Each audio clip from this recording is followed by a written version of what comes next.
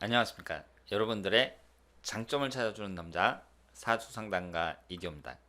이디오의 사주 포인트 시작하도록 하겠습니다.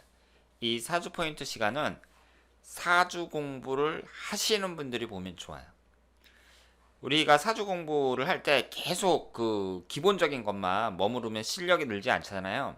이 사주 포인트는 사주 공부를 하시는 분들의 실력을 높여주는 그런 코너라고 보시면 되겠습니다. 오늘은 묘유충에 대해서 살펴보도록 하겠습니다. 이 지지충이라는 것은 사주 분석할 때 너무 많이 나와요. 그래서 제가 이 지지충을 하나하나 다 예를 들어서 설명을 드리고 있는데요. 여러분들이 이제 충의 종류가 많잖아요. 뭐 인신충, 사해충, 자오충, 묘유충, 진술충, 충미충 이렇게 충의 종류가 많이 있는데 이것을 뚜렷하게 구분하기는 쉽지가 않습니다. 인신충과 묘유충은 뚜렷하게 어떤 구분이 된다. 이것은 쉽지가 않아요. 그리고 여기에서는 공통점이 한 가지 있는데요. 제가 지금 예를 들어주는 이 충은 일지를 포함한 충이거든요. 일지를 포함하지 않은 충은 그 영향력이 상당히 적습니다.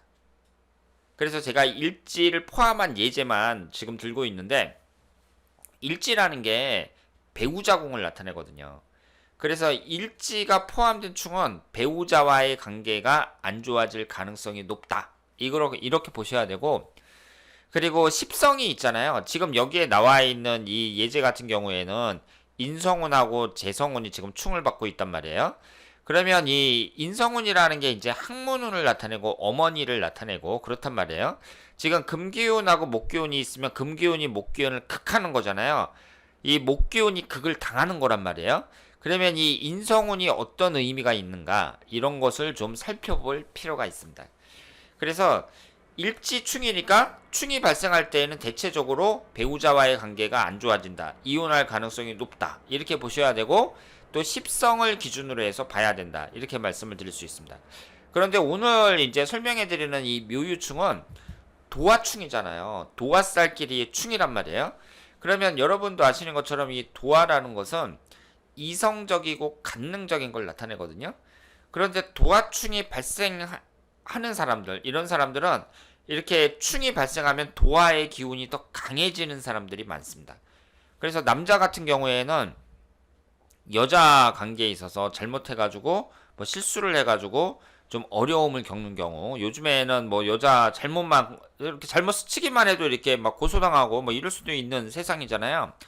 그러니까 이 여자 관계 특히 조심하셔야 되고요. 그리고 묘유충이 발생이 되거나 아니면은 일년운 같은 데에서 이제 묘목이 유금이 딱 들어와서 묘유충이 된단 말이에요. 이럴 경우에는 여성 같은 경우에는 성폭행 당하는 거 조심하셔야 돼요. 이 묘유충이 있는 사람들의 사주를 보면 특히 여성의 경우에 성폭행을 당하는 경우가 많았다. 이렇게 말씀을 드릴 수 있습니다. 그러니까 여러분들이 이제 다른 충하고 비교해서 볼 때에는 이 묘유충이라는 것이 그 도화충이라는 거, 이성과의 관계 이런 것에 있어서 좀 중요한 그런 성격을 갖고 있다. 이렇게 생각을 하시면 되겠습니다. 그러면 오늘의 예제를 한번 보도록 하겠습니다. 이분이 여자분인데요. 그 당시에 24살이었어요. 20대 초반의 젊은 여성입니다. 갑술령, 계유월, 정묘일, 을사시 이런 사주를 갖고 있고요. 지금 오행의 구성을 보면 이 사주가 음이 6개, 양이 2개인데요. 목화가 총 5개거든요.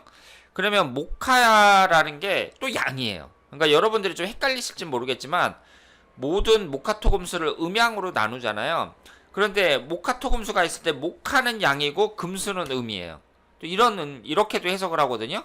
따라서 이분이 지금 음이 6개, 양이 2개로 되어 있지만 목화가 강하기 때문에 여자가 좀 명랑하고 그리고 밝은 표정이다. 이렇게 볼 수가 있습니다.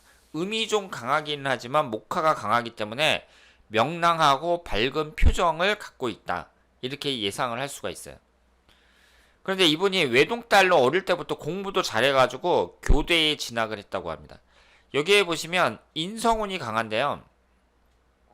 인성운이라는 게 학문운을 나타내니까 이분 같은 경우에는 어릴 때부터 이제 집에서 잘 밀어주고 그리고 공부할 수 있는 환경만 잘 갖추어주면 공부도 잘할 수 있고 엘리트 코스를 밟을 수도 있다고 봐야죠. 엘리트 코스라는 것은 뭐 한국에서 이제 명문대학을 나와서 뭐 미국의 무슨 아이비리그에서 뭐 석사학위 받고 박사학위 받고 뭐 이런 사람들 엘리트 코스 밟는다 그러잖아요.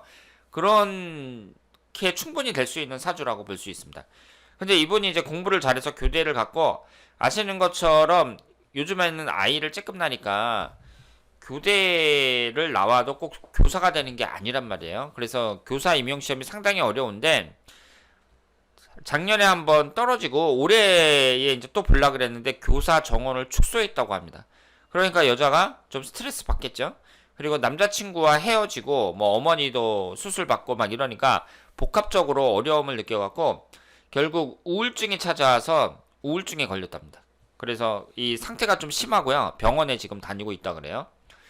그래서 평소에는 명랑하고 착한 효녀인데 지금 어린 나이에 이렇게 우울증에 걸려가지고 병원까지 다니니까 어머니 입장에서도 좀 괴롭다. 뭐 이렇게 볼 수 있습니다. 근데 이분의 사주를 잘 보세요. 이분은 일주하고 월주가 충이 발생하고 있는데요. 일간이 정한데 옆에 있는 개수에 의해서 극을 당합니다. 이걸 잘 보셔야 돼요. 일간이 극을 당하잖아요. 바로 옆에 있는 것에 의해서 극을 당한단 말이에요. 이런 사람은 스트레스 많이 받는다고 봐야 돼요. 그래서 여러분들 중에도 그런 사주 많아요. 일간이 극을 받는 사주 많습니다. 이런 사람들은 똑같은 일을 당하더라도 다른 사람들보다 스트레스를 더 많이 받아요. 그러니까 이런 경우에는 어떻게 해야겠어요?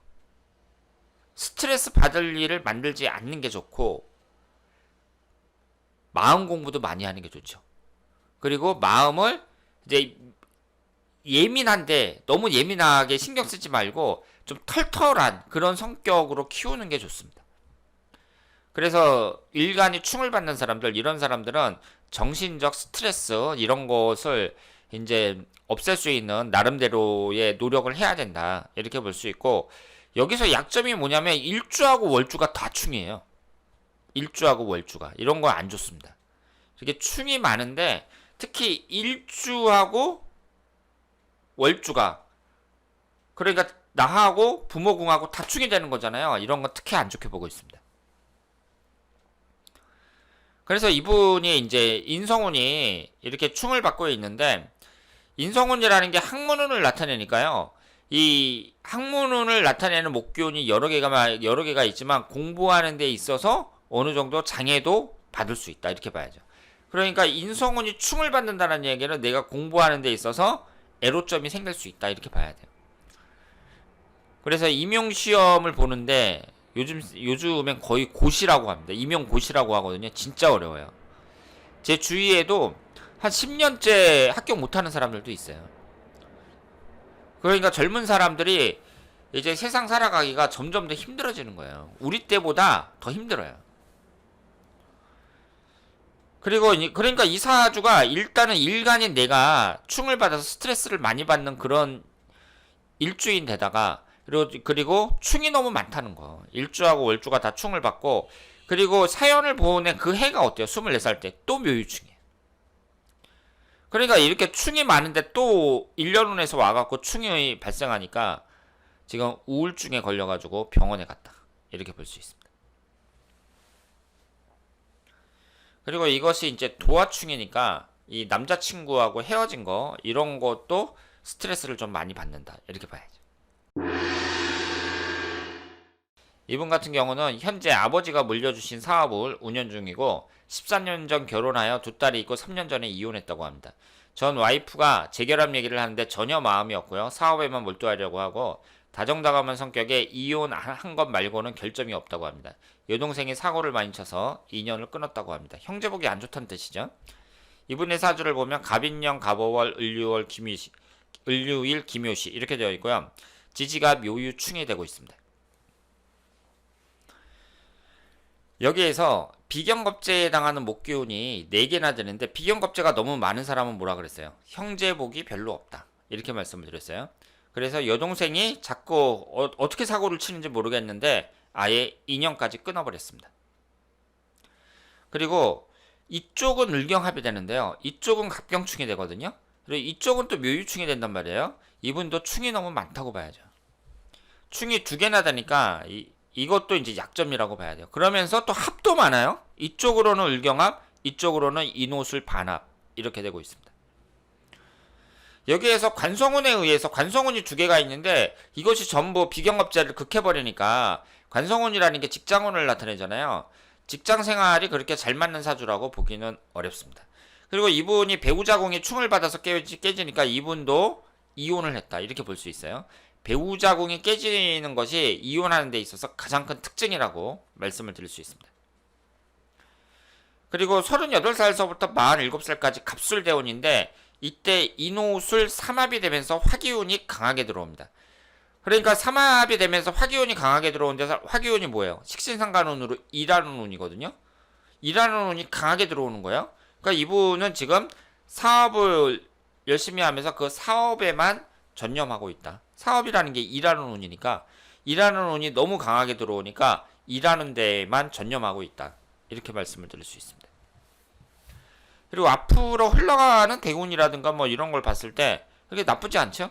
그래서 사업도 잘 될 거라고 생각을 하고 한번 이혼한 사람은요. 자기가 이혼했으니까 뭐 다른 여자도 만나고 그럴 거 아니에요.